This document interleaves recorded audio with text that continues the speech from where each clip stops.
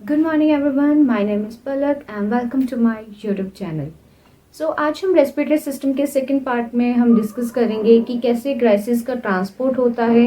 ठीक है, कौन कौन से मैकेनिज्म से जो होती है ऑक्सीजन एंड कार्बन डाइऑक्साइड आपकी फुल बॉडी में ट्रांसपोर्ट होगी। ठीक है, साथ ही साथ उसे रेगुलेट कैसे किया जाता है और ये पूरा इसका फंक्शनैलिटी क्या रहती है।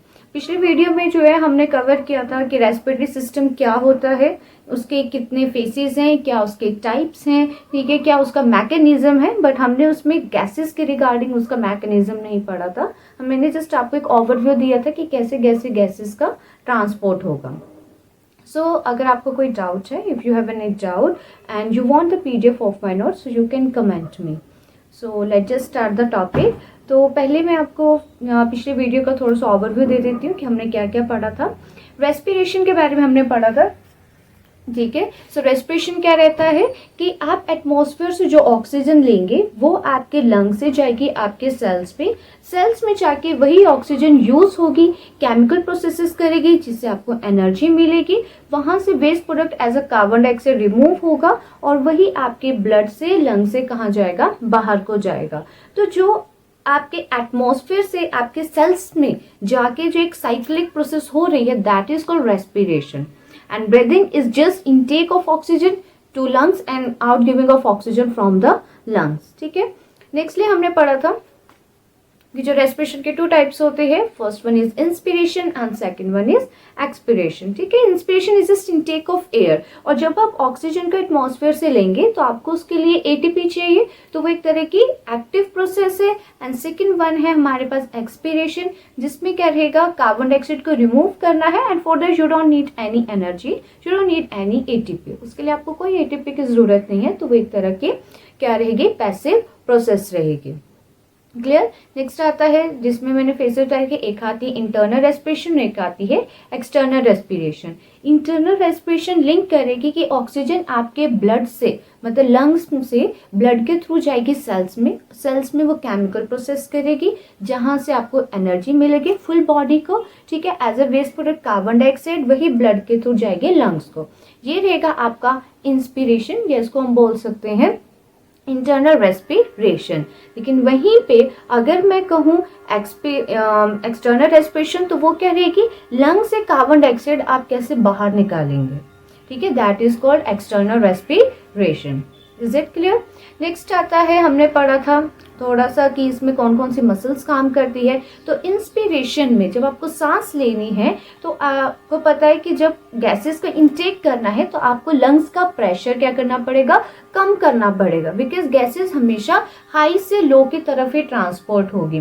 ठीक है, तो बाहर ऑक्सीजन का प्रेशर क्या है, ज्यादा है, और लंग्स के अंदर ऑक्सीजन का प्रेशर क्या है, कम है। तो बाहर ऑक्सीजन का प्रेशर ज्यादा है, अंदर ऑक्सीजन का प्रेशर कम करना है, तो कैसे होगा, जो आपकी एक्सटर्नल इंटरकॉस्टल मसल्स हैं वो रिब्स को अंदर की तरफ खींचेंगी। ठीक है, आपके यहाँ पे फ्रेनिक मसल्स भी आती हैं, डायाफ्राम को ऊपर को कॉन्ट्रैक्ट करा जाएगा। अब डायाफ्राम ऊपर को होगा, लंग्स इधर को होंगी, तो एरिया कम हो जाएगा। एरिया कम हो जाएगा तो ऑटोमेटिकली प्रेशर क्या हो जाता है, आपका बढ़ जाता है। बट यहाँ के केस में आपको प्रेशर बढ़ाना नहीं है, यहाँ पे प्रेशर आपको कम करना है, और प्रेशर कम करने के लिए आपको क्या करना पड़ेगा, एरिया को बढ़ाना पड़ेगा।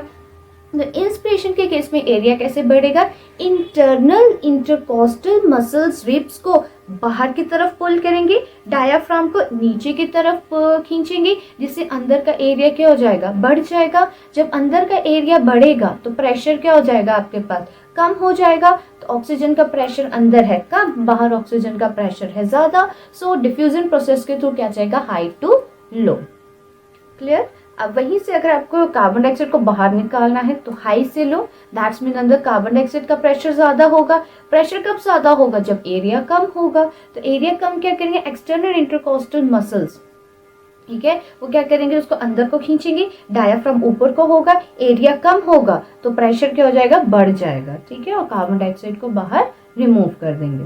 अब नेक्स्ट आता है मैकेनिज्म, जो अब हम करेंगे डिटेल में इस पिक्चर के थ्रू। देखिए जो प्रॉपर मैकेनिज्म रहेगा वो रहेगा डिफ्यूजन प्रोसेस से लिंक, हाई से लो प्रेशर की तरफ रहेगा उसका ट्रांसपोर्टेशन। तो यहाँ पे क्या रहेगा, जो आपके एल्वियोलाई है, ठीक है, एल्वियोलाई में क्या रहता है, गैसेस एक्सचेंज। आपको पता है एल्वियोलाई जो है वो क्या रहता है, bronchioles, primary bronchioles, secondary bronchiole, tertiary bronchioles का टर्मिनेशन होता है एल्वियोलाई में। एल्वियोलाई क्या करेगा, गैसेस का एक्सचेंज करेगा ब्लड के साथ। लेकिन उससे पहले क्या होगा, देखो एल्वियोलस में क्या आई, ऑक्सीजन आई। ऑक्सीजन का प्रेशर क्या होगा, ज्यादा होगा, तो कितना प्रेशर है, 104 mm ऑफ Hg। तो एल्वियोलाई में ऑक्सीजन का जो पार्शियल प्रेशर है वो सबसे ज्यादा है 104, और कार्बन डाइऑक्साइड का प्रेशर कितना है, 40 mm ऑफ Hg। तो एल्वियोलर स्टेट में ऑक्सीजन का प्रेशर ज्यादा रहता है और कार्बन डाइऑक्साइड का प्रेशर कम रहेगा। तो जब ऑक्सीजन का प्रेशर ज्यादा है, कार्बन डाइऑक्साइड का प्रेशर कम है, तो क्या रहेगा, हाई से लो, मतलब ऑक्सीजन कहाँ जाएगी, एल्वियोलाई से आपके ब्लड में जाएगी। ठीक है, कहाँ जाएगी, आपके ब्लड में जाएगी। क्लियर। तो एल्वियोलाई से ऑक्सीजन ब्लड में क्यों गई, बिकॉज एल्वियोलाई में जो ब्लड का जो पार्शियल प्रेशर है वो ज्यादा है, कितना है, 104 mm ऑफ Hg। ठीक है, जबकि ब्लड में उसका प्रेशर जो है वो कम है, तो वो कहाँ जाएगी, हाई से लो में। ठीक है, हाई से लो में जब वो जाएगी, तो जब आपको देखो यहाँ पे ऑक्सीजन का प्रेशर कितना है, 40 mm ऑफ Hg, और एल्वियोलाई में कितना था, 104 mm ऑफ Hg। तो वो जाएगी ब्लड में। ठीक है, ब्लड से कहाँ जाएगी, टिश्यूज को, कहाँ जाएगी, टिश्यूज को। ये देखो मैंने एरो भी बनाया। देखो हार्ट कैसे काम करता है, हार्ट में 4 चैम्बर होते हैं, 2 auricles and 2 ventricle. Left auricle क्या करते हैं, oxygen rich blood left auricle से लेफ्ट वेंट्रिकल को, और लेफ्ट वेंट्रिकल से क्या करेगी, आर्टरीज के थ्रू आपके टिश्यूज को भेजेगी। तो यहाँ पे वो जो ऑक्सीजनेटेड रिच ब्लड, मतलब ऑक्सीजन वाला ब्लड, तो वो ऑक्सीजन कहाँ से आएगी, इसी एल्वियोलाई से वो ऑक्सीजन जाएगी आपके यहाँ पे। ठीक है, लेफ्ट ऑरिकल लेफ्ट वेंट्रिकल में तो सप्लाई हो ही गई है, वहीं से सिस्टमेटिक आर्टरीज के थ्रू वो जाएगी ऑक्सीजन आपके टिश्यूज को। अब टिश्यू स्टेट पे क्या रहेगा, वहां के स्टेट में क्या है, ऑक्सीजन का प्रेशर यहाँ पे क्या है, कम है, कितना है, 40 mm ऑफ Hg। ठीक है, ऑक्सीजन का प्रेशर इतना है, जबकि एल्वियोलर स्टेट में 104 था, तो क्या रहेगा, 104 वाला ऑक्सीजन जाएगा टिश्यूज को। क्लियर। तो एल्वियोलर स्टेट में क्या था, ऑक्सीजन का प्रेशर ज्यादा है। ठीक है, आपकी जो सिस्टमेटिक आर्टरीज हैं वहां पे ऑक्सीजन का प्रेशर क्या है, कम है, कितना कम है, 95 mm ऑफ Hg। तो 104 mm ऑफ Hg वाली ऑक्सीजन जाएगी अंदर को। ठीक है, क्यों, क्योंकि ऑक्सीजन का प्रेशर यहाँ पे क्या है, ज्यादा है, तो कहाँ जाएगी, ज्यादा से कम में। ठीक, अब ऑक्सीजन आपके टिश्यूज में सारी यूज होगी, केमिकल प्रोसेसेस कर ली, आपकी बॉडी को एटीपी दे दी। अब जब ऑक्सीजन यूज हो जाएगी तो ऑटोमेटिकली यूज होने का उसका प्रेशर क्या हो जाएगा, कम हो जाएगा। तो टिश्यू स्टेट में ऑक्सीजन का प्रेशर कितना हो गया, 40 mm ऑफ Hg। क्लियर। तो टिश्यू स्टेट में अब ऑक्सीजन का प्रेशर कम हो गया, तो बढ़ेगा किसका, कार्बन डाइऑक्साइड का, और कार्बन डाइऑक्साइड का प्रेशर कितना है, 45 mm ऑफ Hg। जबकि आपके वीनिक स्टेट में जो है आपका कार्बन डाइऑक्साइड का प्रेशर क्या है, कम है, कितना है, 40 mm ऑफ Hg। तो 45 mm से कहाँ जाएगा, 44 वाले इसमें। ठीक है, यहाँ पे क्या था, 104 था, कहाँ, आपके आर्टरीज में, और टिश्यूज में कितना था, 40। तो 104 से किस स्टेट में जाएगा, 40, मतलब हाई से गया लो में। ठीक है, अब टिश्यूज में कार्बन डाइऑक्साइड का प्रेशर ज्यादा है, कितना है, 45। तो 45 से कहाँ जाएगा, 40 वाली आपकी स्टेट में, और वीन से वही डीऑक्सीजनेटेड ब्लड, जहाँ पे ऑक्सीजन यूज हो चुकी है, कार्बन डाइऑक्साइड है, ठीक है, और वो जाएगा आपके एल्वियोलाई में डिफ्यूज हो जाएगा। तो इस तरीके से कार्बन डाइऑक्साइड जो होती है और ऑक्सीजन का ट्रांसपोर्टेशन होगा आपकी बॉडी में। याद रखना है, ये पूरी प्रोसेस आपके प्रेशर पे डिपेंड करती है। आपने 2 चीजें याद रखनी है कि एल्वियोलाई में ऑक्सीजन का प्रेशर ज्यादा होता है, ठीक है, और कार्बन डाइऑक्साइड का प्रेशर कम होता है। एल्वियोलाई स्टेट में ऑक्सीजन का प्रेशर होता है 104 mm ऑफ Hg, और कार्बन डाइऑक्साइड का होता है 40 mm ऑफ Hg। वहीं पे टिश्यू साइड पे देखा जाए तो ऑक्सीजन का प्रेशर आपका कितना रहता है, वहां पे कम हो जाएगा, दैट इज वो रह जाएगा आपके पास 40। ठीक है, 40, और कार्बन डाइऑक्साइड का कितना हो जाएगा, 45। तो टिश्यू स्टेट में कार्बन डाइऑक्साइड जाता है आपकी वीन्स की तरफ, और ऑक्सीजन जाती है आपके टिश्यूज की तरफ, हाई से लो की तरफ को ये रहेगा। Is it clear. इसके बाद आता है आपके पास respiratory volumes and capacity. Respiratory volumes and capacity में क्या होता है, सबसे पहले आता है टाइडल वॉल्यूम। टाइडल वॉल्यूम क्या होता है कि नॉर्मली आप कितनी ऑक्सीजन ले रहे हैं और कितनी कार्बन डाइऑक्साइड आप बाहर को छोड़ रहे हैं, कि नॉर्मली आप कितना इंस्पायर कर रहे हैं, नॉर्मली आप कितना एक्सपायर कर रहे हैं, ठीक है, वो रहता है आपका टाइडल वॉल्यूम, कि नॉर्मली कितनी ऑक्सीजन आपके लंग्स में गई, कितनी कार्बन डाइऑक्साइड आपके लंग्स से बाहर गई, that is called tidal volume. और उसका कितना रहता है 6000 से 8000 ml की रेंज।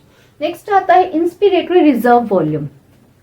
आपने ऑक्सीजन ले ली, ठीक है, अब नॉर्मल तो आप ले ही रहे हो, नॉर्मल लेने के बाद आप कितनी थोड़ी सी फोर्स लगा के एक्स्ट्रा लोगे। नॉर्मल, ये मैंने नॉर्मली, अब मैंने थोड़ा सा फोर्स लगा के एक्स्ट्रा ऑक्सीजन जब इनहेल करी, this is called inspiratory reserve volume. कि नॉर्मल तो आपने ऑक्सीजन ली है, थोड़ी सी फोर्स लगा के आप एक्स्ट्रा कितनी ऑक्सीजन लोगे लंग्स में, that is called inspiratory reserve volume. और उसकी रेंज कितनी रहती है 2500 से 3000 के ml के रेंज में।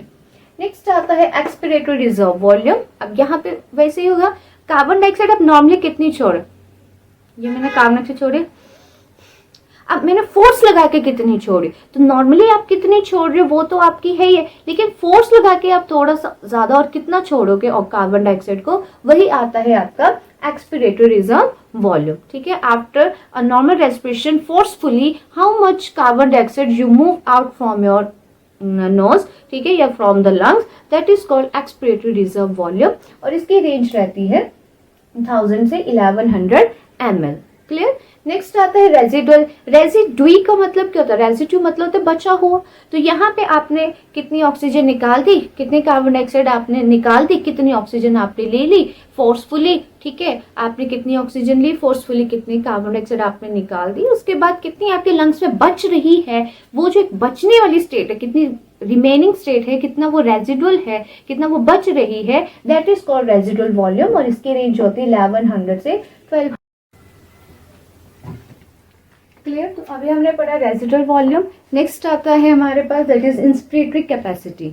इंस्पिरेटरी कैपेसिटी कितनी रहती है कि नॉर्मल कार्बन डाइऑक्साइड को बाहर निकालने के बाद आप कितनी ऑक्सीजन अंदर को लेंगे, that is called inspiratory capacity. वैसे ही एक्सपिरेशन क्या रहेगा कि नॉर्मल इनटेक करने के बाद आप कितनी आउटगिविंग करेंगे कार्बन डाइऑक्साइड के, वो रहेगा एक्सपिरेटरी कैपेसिटी। ठीक है, इंस्पिरेटरी में टाइडल वॉल्यूम को inspiratory reserve volume add on करेंगे, एक्स्ट्रा जो आपका एक्सपिरेटरी रिजर्व वॉल्यूम में टाइडल वॉल्यूम का ऐड ऑन किया जाएगा। नेक्स्ट आता है फंक्शन रेजिडुअल कैपेसिटी।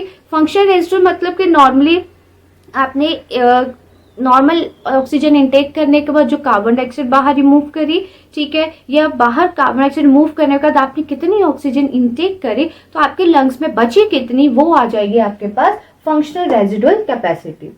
नेक्स्ट आता है वाइटल कैपेसिटी, जिसमें तीनों को ऐड ऑन करेंगे, एक्सपिरेटरी रिजर्व को, टाइडल को एंड इंस्पिरेटरी रिजर्व को। एंड टोटल लंग कैपेसिटी नाम से पता चले कि लंग्स में टोटलिटी में देखा जाए तो कितनी क्षमता थी गैसेस को स्टोर करने। क्लियर। नेक्स्ट हम पढ़ेंगे ट्रांसपोर्ट ऑफ गैसेस। अब गैसेस का ट्रांसपोर्ट किस किस फॉर्म में होता है, तो ऑक्सीजन को जो है वो आरबीसी की फॉर्म में 97% ट्रांसपोर्ट किया जाता है और प्लाज्मा की फॉर्म में 3%। अब देखो ऑक्सीजन को आरबीसी की फॉर्म में कैसे ट्रांसपोर्ट करेंगे, जो आपकी एल्वेलाई है वहां पे ऑक्सीजन ज्यादा है, उस ऑक्सीजन को टिश्यूज तक लेके जाना है, तो वो ऑक्सीजन ब्लड में प्रेजेंट हेमोग्लोबिन के साथ क्या हो जाएगी, बाइंड अप हो जाएगी, और हेमोग्लोबिन के साथ बाइंड अप होने पे वो क्या बना देगी, ऑक्सी हेमोग्लोबिन। अब यही ऑक्सी हेमोग्लोबिन कहाँ जाएगा, टिश्यू साइट पे आएगा। ठीक है, ऑक्सी हेमोग्लोबिन जब टिश्यू साइट पे आएगा तो वो ब्रेक हो जाएगा, ऑक्सीजन अलग और हेमोग्लोबिन अलग, ऑक्सीजन जाएगी टिश्यूज में, हेमोग्लोबिन जाएगा वापिस से ब्लड में। तो आरबीसी की फॉर्म में कैसे होगा, bye formation of oxy haemoglobin, और प्लाज्मा की फॉर्म में डिसॉल्व स्टेट में ही सीधे ऑक्सीजन को ट्रांसफर कर दिया जाएगा। नेक्स्ट आता है कार्बन डाइऑक्साइड। कार्बन डाइऑक्साइड को आरबीसी की फॉर्म में करा जाता है 20 से 25%, बाइकार्बोनेट की फॉर्म में 70% एंड प्लाज्मा की फॉर्म में 7%। ठीक है, तो यहाँ पे आरबीसी की फॉर्म में कैसे होगा, टिश्यूज में वही ऑक्सीजन तो चलो यूज होगी, अब कार्बन डाइऑक्साइड जो आएगी वो ब्लड में प्रेजेंट हेमोग्लोबिन के साथ जुड़ के बना देगी कार्बन एमिनो हेमोग्लोबिन, और यही कार्बन में ना हेमोग्लोबिन जाएगा एल्वेओलाई में, और वहां से कार्बन डाइऑक्साइड अलग और हेमोग्लोबिन अलग, कार्बन डाइऑक्साइड बाहर और हेमोग्लोबिन वापस से ब्लड में चला जाएगा। सेकेंड आता है बाइकार्बोनेट। बाइकार्बोनेट में क्या होता है कि जो टिश्यू साइट पे जो कार्बन डाइऑक्साइड बनी वो ब्लड में प्रेजेंट वाटर के साथ जुड़ के बना देगी बाइकार्बोनेट, मतलब इस साइड पे फॉर्मेशन होगी किसकी, बाइकार्बोनेट की। ठीक है, अब यही बाइकार्बोनेट कहाँ जाएगा, एल्वेओलाई में जाएगा। हाँ, मैंने बताया कि यही बाइकार्बोनेट जो टिश्यूज में बना, यही बाइकार्बोनेट एल्वेओलाई में जाके क्या हो जाएगा, ब्रेक हो जाएगा। ठीक है, H पॉजिटिव अलग हो जाएगा, HCO3 नेगेटिव अलग हो जाएगा, साथ ही साथ ये भी फर्दर ब्रेक हो जाएगा, CO2 अलग चली जाएगी, CO2 चला जाएगा एल्वेओलाई से बाहर को। यही H पॉजिटिव आयन आपके ब्लड में pH बैलेंस को करेंगे। ठीक है, मतलब pH जो है वो बैलेंस करके रखेंगे। प्लाज्मा में क्या होगा, डिजॉल्व फॉर्म में जो है वो कार्बन डाइऑक्साइड को ट्रांसपोर्ट किया जाएगा। तो क्या रहा, एल्वेओलाई स्टेट पे क्या रहा, ऑक्सीजन हेमोग्लोबिन के साथ जुड़ी, ऑक्सी हेमोग्लोबिन बनाया, और वही ऑक्सी हेमोग्लोबिन टिश्यूज तक क्या लेके गया, ऑक्सीजन को लेके गया, वहां पे जाके ऑक्सीजन टिश्यूज को, हेमोग्लोबिन वापिस से ब्लड में। अब जो हेमोग्लोबिन वापिस से ब्लड में है वो क्या रहेगा, जो टिश्यू से कार्बन डाइऑक्साइड बदले में मिलेगी उसके साथ बाइंड अप करके बनाएगा कार्बन एमिनो हेमोग्लोबिन, और एल्वेओलाई साइड पे जाके क्या हो जाएगा, ये भी ब्रेक हो जाएगा, कार्बन डाइऑक्साइड बाहर और हेमोग्लोबिन वापिस से ब्लड में। ठीक है, and second one which is most important in carbon dioxide transportation, that is bicarbonate method.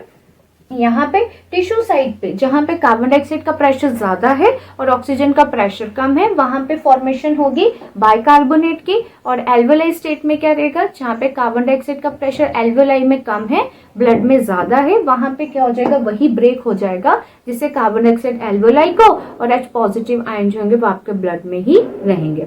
अब ये पूरी प्रोसेस को रेगुलेट कौन करता है, ये करता है आपके मेडुलर रीजन में प्रेजेंट रेस्पिरेटरी सेंटर, जिस पूरे मैकेनिज्म को कंट्रोल करेगा।